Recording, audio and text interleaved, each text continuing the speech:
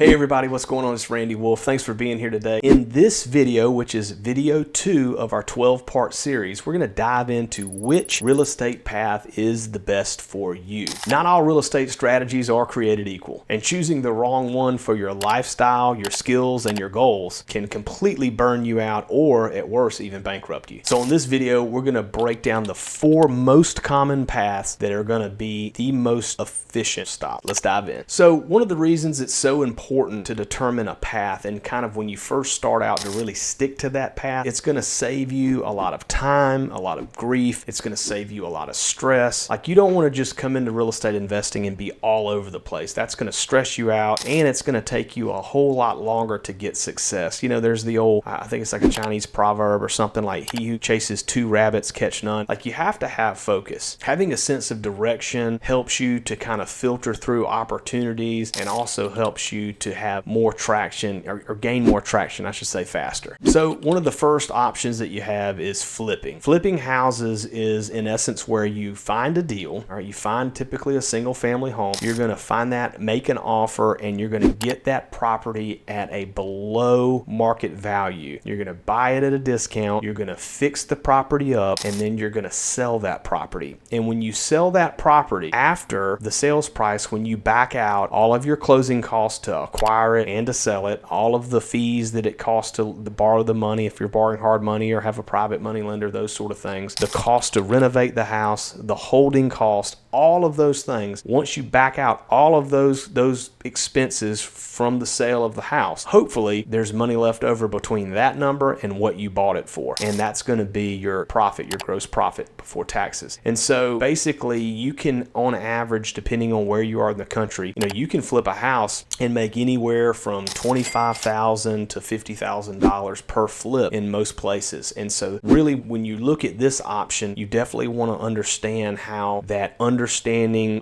properties, like making sure that you understand after repair values, making sure you understand repairs and construction, making sure that you're buying these deals at the absolute best price. That is the most important thing. You have to buy these deals at the right price, because if the market changes, and it definitely can change quickly, if the market changes and all of a sudden your numbers are wrong, you can either make very little money, or worse, you can end up losing money. Flipping tends to give you that fast active money, but however, out of everything, flipping, it tends to be the most risk. So you're definitely getting a lot more upfront reward, more upfront money and active money, but you're also, as you're getting more of that upfront, you're taking a whole lot more risk. It's not very forgiving. If you do your numbers wrong, you can get burned. The next option you have is rental properties, and rental properties are fantastic. They are much more forgiving. So when you buy a rental property, if you screw up and you pay a little bit more than you should, as long as the property has enough cash flow, you can ride it out over many years. And historically speaking, properties appreciate, and what that means is every year the value historically has gone up. Depending on your market, it may go up an average of anywhere from 3 to 5%. It just depends on the market. So every year that property is going up. Typically, we've seen rents historically rise as well. So if you buy a property and, let's say again, you make a mistake and you buy it too high and the rent's lower than you anticipated, as long as you're cash flowing after all expenses are paid, property management, capex, vacancy, your mortgage, taxes, and insurance, after everything is said and done with, if you have money left over, that's called cash flow. And that cash flow over time typically is going to go up as the years go on. And as the years go on, also, that property typically is going to be worth more. And meanwhile, your mortgage on that property is going to be getting paid down more. So you're building wealth, your cash flow's growing, and rental properties tend to be much more forgiving than flips. On the flip side, no pun intended there,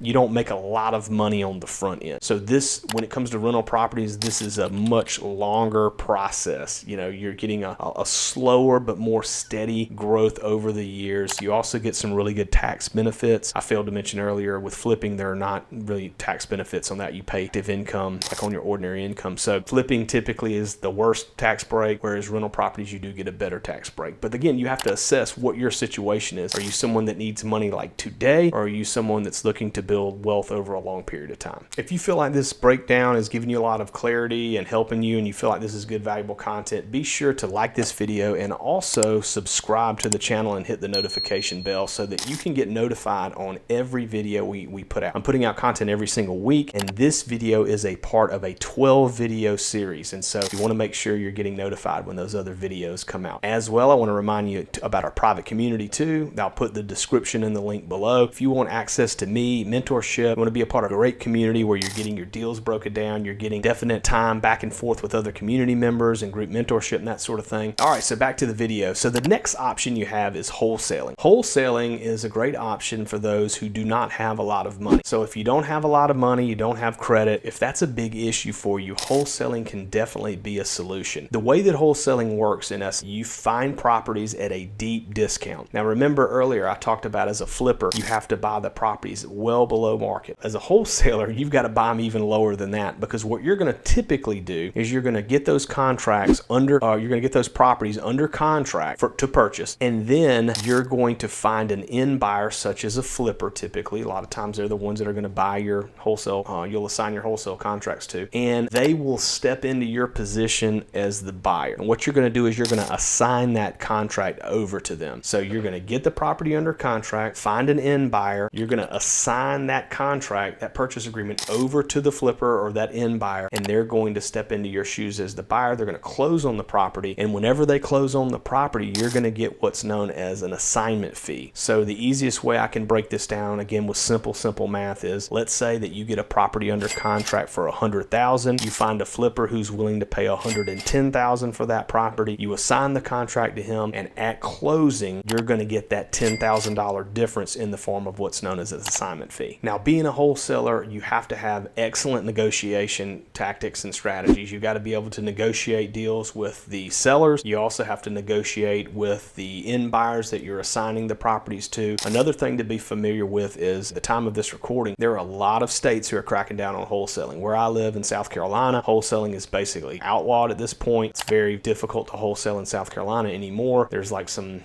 sort of different ways that people are doing. They're, closing on deals and then wholetailing them, so to speak. But there's some things that you can do. But a lot of places you either can't do it now, or you have to have a license in some states. So what I would say is, if you're going to look into wholesaling, it's very important that you look at the market that you're going to wholesale in and make sure that you're not violating any rules, or that you're, licensed if you have to be. And I want to just stress that most all of real estate investing does not require you to have a license, but just be sure you check in whatever market you're going to be working in. All right, so the next strategy is a very, very good strategy that I love. I used this strategy when I was really first getting started and ended up really scaling my portfolio pretty substantially, and that is the BRRRR method. BRRRR stands for buy, rehab, rent, refinance, and repeat. So it's BRRRR, and it's a great way to really scale up your portfolio. And so to break that down and make it kind of simple to understand, even though the acronym I think does a great job, is you go and you find a property, and a lot of times that property that you find to do this is going to need work. So you go in, you buy the property at a deep discount, you renovate the property. Then once the property is now renovated, you're going to rent the property out to a tenant. The tenant gets in there, you start receiving rent, and then at that point you're going to refinance. Now if you do this right, which again you have to buy it deep enough to make it right, but if you do this right, you can actually get all of your capital back, or sometimes you can even get all of your capital plus some on the refinance, and then you're able to recycle that money and go buy another deal. So for example, let's say that you found a property and you bought this property for $50,000. You went in, you renovated the property. Let's just say, to keep numbers simple, let's just say you only had to put $20,000 into the property to renovate it. Like, you really got a good deal. Like, it was a highly motivated seller. All right, that means you're all in on the property for $70,000, okay? And then you go and you put a tenant in there, and then you refinance out. And at that point in time, the property is actually worth $100,000. You could refinance out, and if you were able to get 75% loan to value, you could pull out $75,000, and that $75,000 would cover the $70,000 that you put into it, and then you would have $5,000 left over that you could keep. And the great part about it is it's tax-free because it's in the form of a loan. Now obviously there are closing costs involved and that sort of thing, so in that actual scenario, that $5,000 may be going towards the first closing and the second closing, so maybe you don't actually make any money. But the point is, it's a fast way to recycle your money and to really grow your portfolio at a rapid rate. So in this video series, I've given you a lot to think about, and particularly this video, but the question now is, well, that's great, Randy, but how do I decide? I don't know which one I should do. Well, if you look at these different methods, it really can be factored into how much time do you have, how much money do you have,